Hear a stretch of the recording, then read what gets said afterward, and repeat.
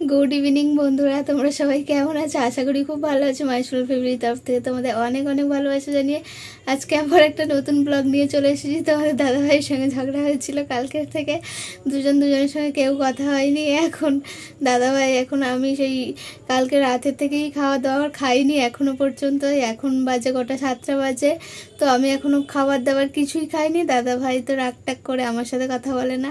দুজনের মধ্যে যখন ঝগড়া একদমই হয় না, যখনই হয় মানে ঝগড়া বলতে সেরকম ঝগড়া কিছু না, দুজনে একটু কথা কাটাকাটি হয়েছে, তাই কথা বন্ধ হয়ে গেছে আমাদের। তা যাই হোক, চলো, কেউ খাওয়া দাওয়া করেনি। এখন দেখো আমি এই সবজি নিয়ে বসে পড়েছি কাটাকুটি করতে। দেখো, এই দেখো পেঁয়াজ আদা রসুন কাটছি। এখন চিকেন আনতে গেছে দাদাভাই, চিকেন রান্না হবে আর ভেন্ডি ভাজা হবে। তো চলো, রেসিপিটা তোমাদের সঙ্গে ভাবলাম শেয়ার করি। তো চলো, তোমরা দেখতে থাকো।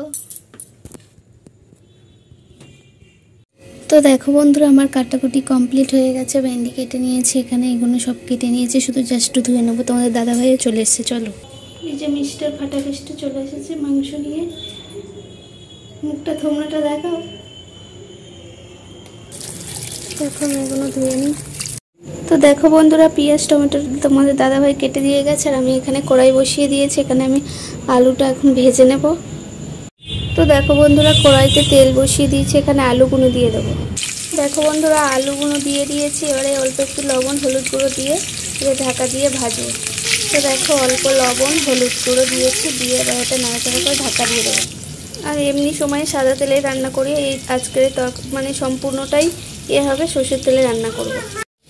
দেখো বন্ধুরা, আলু ভাজা হয়ে গেছে, আলুগুলো এখন তুলে নেব।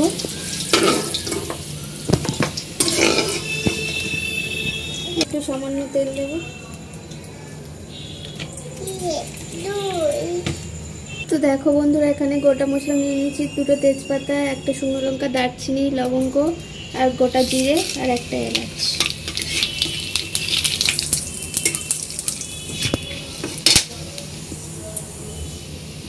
এর মধ্যে পেঁয়াজ দিয়ে দেবো।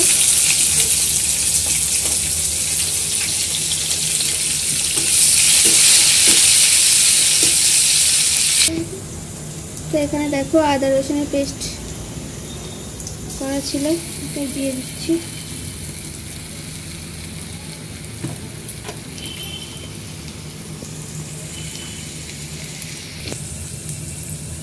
টমেটো কুচি,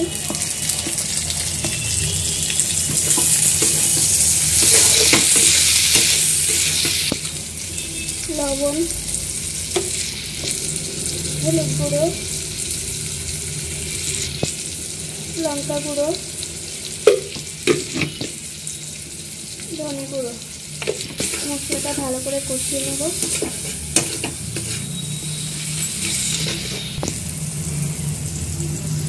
চিকেন মশলা,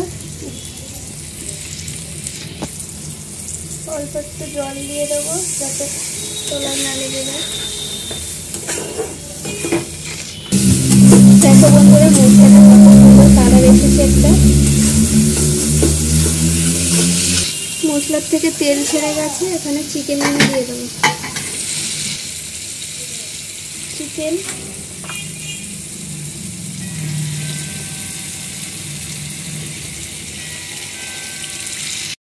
আলুগুলো দিয়ে দিই। আলুগুলো সেইভাবে সিদ্ধ হয়নি।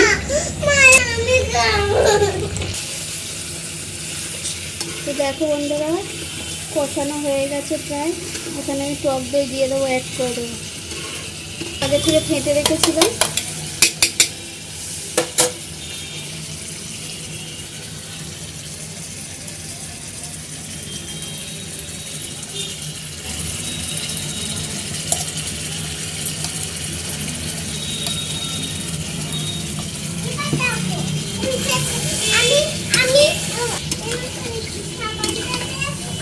টক দই দিলে টেস্টটা একটা আলাদাই আসে।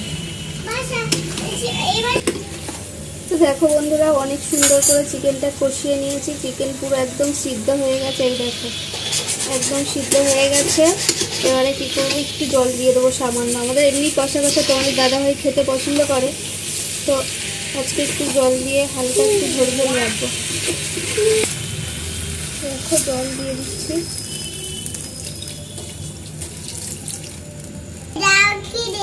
এই ঝোলটা একটু মরে গেলে হালকা গরম মশলা দিয়ে নামিয়ে নেব। দেখো বন্ধুরা ঝোলটা ফুটছে, দেখো কত সুন্দর টকবক টকবক করে আওয়াজ হচ্ছে।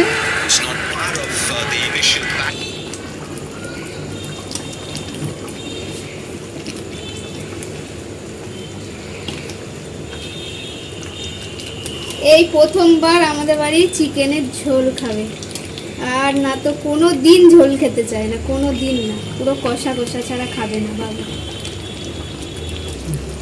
তো দেখো বন্ধুরা উপর থেকে আমি গরম মশলা ছড়িয়ে দিয়েছি, এবার তরকারিটাকে নামিয়ে নেব।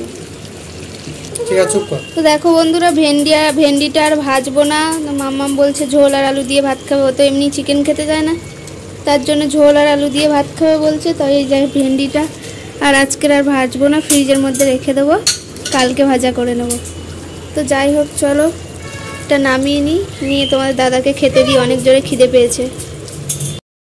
তো দেখো বন্ধুরা কে কে খাবে চলে এসো। তোমাদের দাদা ভাইয়ের এই যে ভাত বেড়ে দিয়েছি, তোমার দাদা ভাই সারাদিন কিছু খায়নি, খিদে পেয়েছে অনেক জোরে, ভাত দিয়েছি। আর ও এখানে দেখো স্যালাড কাটছে, পেঁয়াজ আর শসা, এই যে দেখো। আর তোমার মামুনি তো একদম খেতে চায় না, মাংস খেতে চায় না, ও ঝোল আর আলু দিয়ে নাকি ভাত খাবে, জানি না এখন কি করে, দেখা যাক চলো। আর তোমরা কে কে খাবে চলে আসো।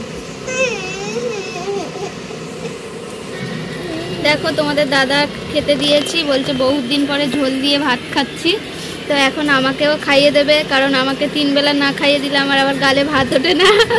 আজ কালকের থেকে সারা রাত, মানে কালকে রাতেও খাইনি, আজকে সারাদিনও খাইনি। তো যাই হোক দেখো এই যে মামুনি স্যালাড নিয়ে পড়েছে এখন। তো চলো এখানে আমি ব্লগটা শেষ করছি, tata bye bye, good night সবাইকে। ভালো লাগলে অবশ্যই লাইক শেয়ার কমেন্ট করতে ভুলো না।